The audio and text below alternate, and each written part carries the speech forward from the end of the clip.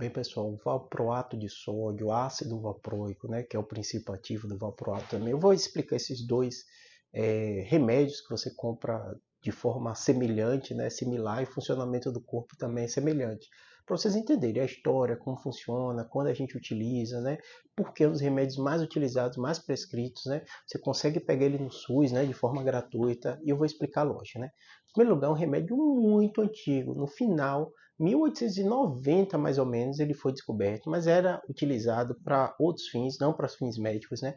Na década de 60 começou a se identificar que ele tinha um papel muito importante, podia ser utilizado como medicamento, né? A grande lógica dele, hoje a gente entende como funciona, na época nem entendia, né? Ele foi começou a ser fins médicos, né? Década de 60, né?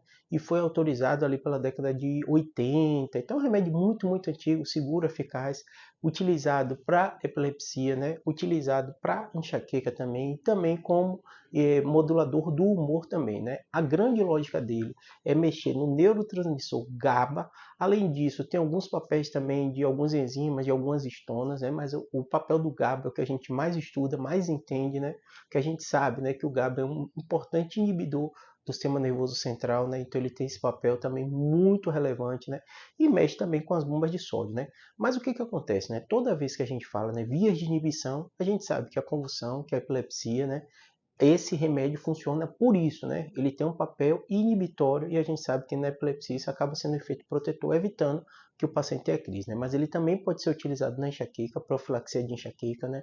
Década de 90 a gente utilizou bastante, até hoje utiliza bastante dentro desse contexto. Em especial tem paciente que tolera bem o topiramato, a gente dá, tem outros pacientes que não toleram bem, você tem que às vezes dar um antidepressivo. E dentro desse contexto, o ácido valproico, o valproato de sódio também costuma ser utilizado, né? Alguns efeitos colaterais. Tem pacientes que queixam, às vezes, de uma acidez no estômago, né? Como se estivesse tendo refluxo depois de tomar esse remédio, tem que ficar atento a isso, né? Alguns pacientes queixam também de sonolência, não é tão comum, mas alguns pacientes queixam disso também, né? E você tem que ficar atento porque normalmente os efeitos colaterais do remédio são leves, mas às vezes aparecem no início e os efeitos benéficos demoram algumas semanas até aparecer. Então, mesmo o paciente que tem epilepsia, mesmo o paciente que tem enxaqueca, mesmo o paciente que tem um transtorno de humor, às vezes você tem que esperar um tempinho para ele ver esse efeito benéfico surgir. Remédio muito bem tolerado. É raro o paciente ter efeito colateral ou alguma reação utilizando esse remédio, né? Mas como eu falei, tem alguns efeitos colaterais que estão lá na bula, você tem que saber disso, tá bom? Barato, seguro, eficaz, dá no SUS, então por isso que é um remédio tão prescrito e tão utilizado. Espero que tenha ajudado.